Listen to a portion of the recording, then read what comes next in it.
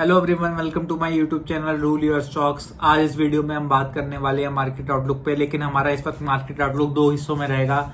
इस वक्त हम निफ्टी और बैंक निफ्टी दोनों को अलग तरीके से देख रहे हैं, लेकिन मैं स्टार्ट करूंगा निफ्टी के आईटी इंडेक्स से, क्योंकि आईटी ने लास्ट वीक एक जबरदस्त रैली करी है। सबसे पहले तो मैं बता दूं, लास्ट वीक हमने डिस्कस करा था, लास्ट वीक जब इन्फोसिस 1500 के अराउंड ट्रेड कर रहा था, हमने इस चैनल पे डिस्कस किया था कि मुझे अभी भी इस निफ्टी में ये शेयर फिर भी कंफर्ट दे रहा है। बट टीसीएस के रिजल्ट आए, लगभग 9% की ग्रोथ करी है टीसीएस ने ईयर ऑन ईयर बेसिस पे, अगर आप प्रॉफिट में देखेंगे। और मुझे लगता है ये ग्रोथ इस प्राइस को जस्टिफाई कर रही है, पूरी तरह कर रही है। मैं ये नहीं कहता बहुत ज्यादा ओवर वैल्यूड है टीसीएस। अगर आप 5 साल की पी रेशियो देखेंगे टीसीएस की, तो लगभग 30 के अराउंड है। तो उसी के इर्द गिर्द, थोड़ा अप एंड डाउन, उसी के इर्द गिर्द इस वक्त टीसीएस चल रहा है। अगर आप 10 साल की वैल्यूएशन देखेंगे तो 25 की पी पे ट्रेड करता था टीसीएस, लेकिन अब रिसेंट अगर 5 साल की देखें, जो मुझे लगता है ज्यादा लॉजिकल है, क्योंकि इंडियन की मार्केट थोड़ी प्रीमियम तो है ही, तो उस हिसाब से आप देखेंगे तो मुझे एक रेंज लगती है टीसीएस की 3600 रुपए नीचे एक बेस होना चाहिए। मतलब वहां पे एक वैल्यू बायर्स वहां पे अटक आएंगे इसको लेने के लिए। और मुझे लगता है ऊपर की रेंज, मुझे लगता है 4300 4400 वहां पे जाके वो फुल्ली वैल्यूड हो जाता है। और यही रेंज इस रिजल्ट के बाद इसकी बनती है। जब ये ऊपरी रेंज पे जाएगा तो मुझे लगता है आप ऊपर कॉल सेलिंग भी कर सकते हैं इससे ऊपर वाली स्ट्राइक्स पे।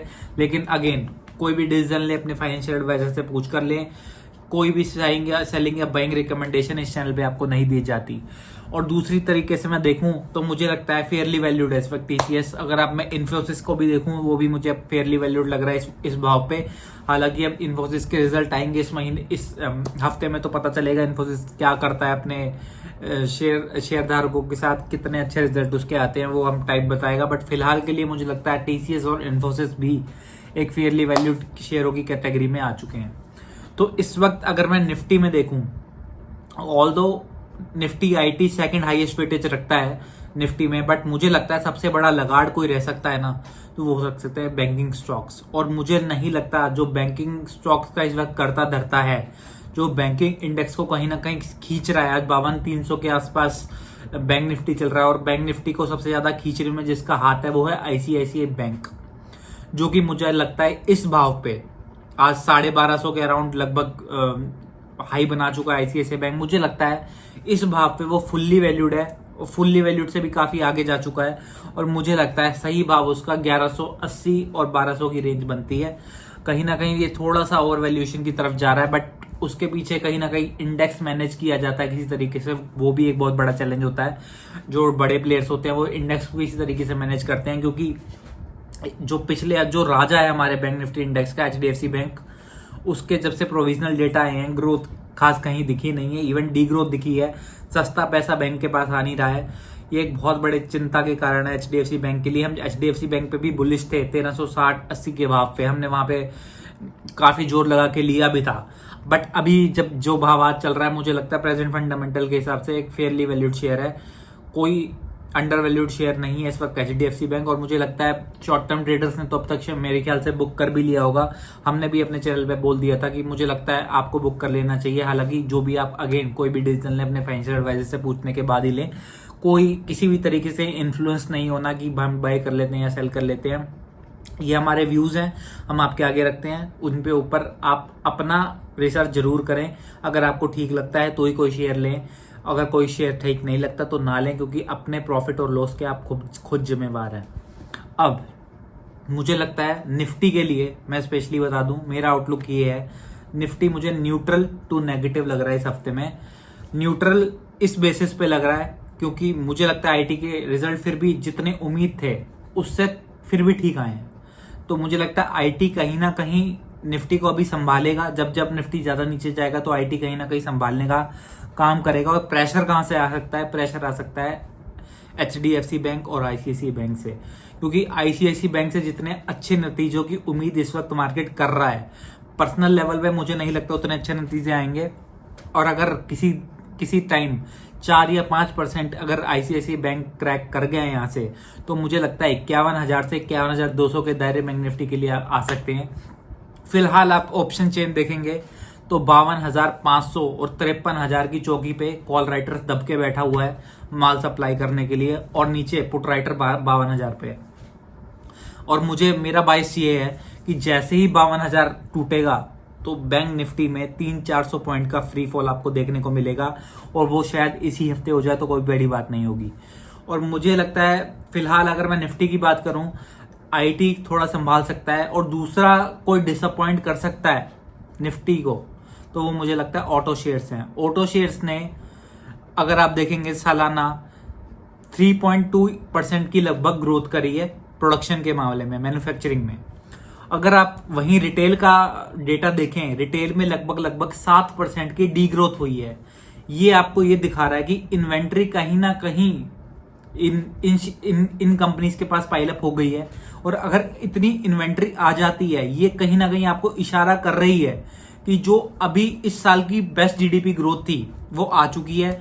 और मुझे लगता है आने वाले जो क्वार्टर्स हैं उनमें जीडीपी ग्रोथ आपकी 6.5% के आसपास रह सकती है, मेरा अनुमान है। अगेन मैं एक बोल रहा हूं, सबसे बड़ा साइन ये दिख रहा है क्योंकि मैन्युफैक्चरिंग सेक्टर में आपको एक प्रेशर दिख रहा है।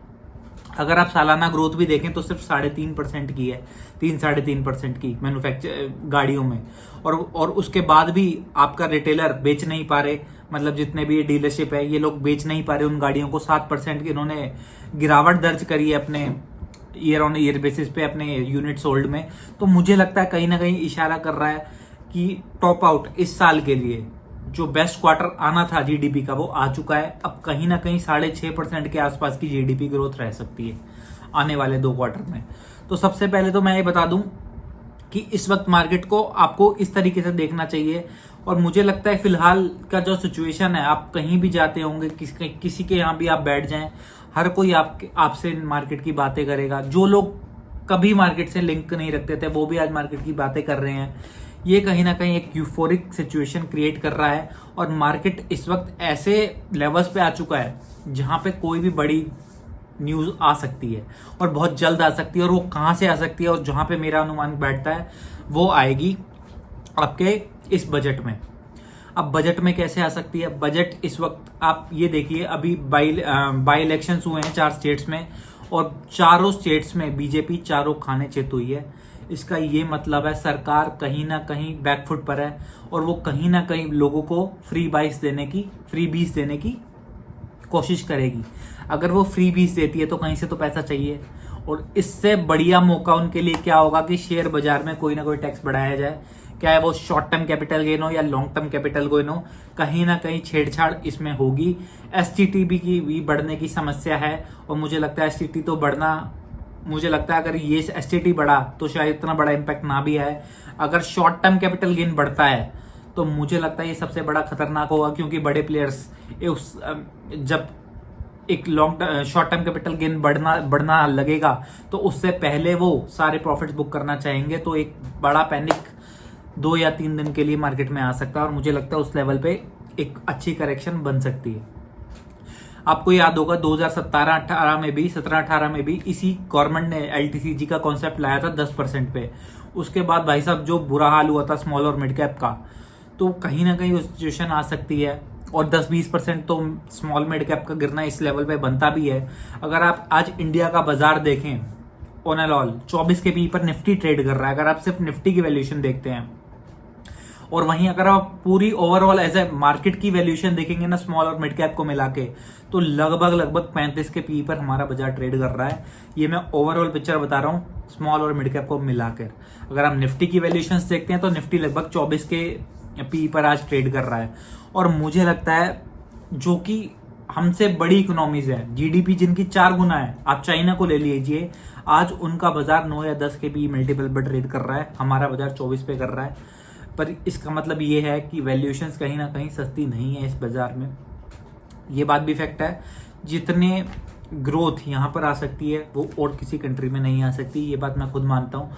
लेकिन मुझे लगता है करंट जो सिचुएशन है, करंट जो प्राइसिंग है, वो कहीं ना कहीं मुझे लगता है कि ये आपको इशारा कर रही है कि इस वक्त और जिस तरीके का यूफोरिक माहौल है, हर कोई आपसे मार्केट की बातें कर रहा है, जिससे मार्केट का कोई लेना देना भी नहीं है, वो बंदा भी आगे मार्केट की आपसे बातें कर रहा है, पूछ रहा है यार कौन सा स्टॉक लिया जाए।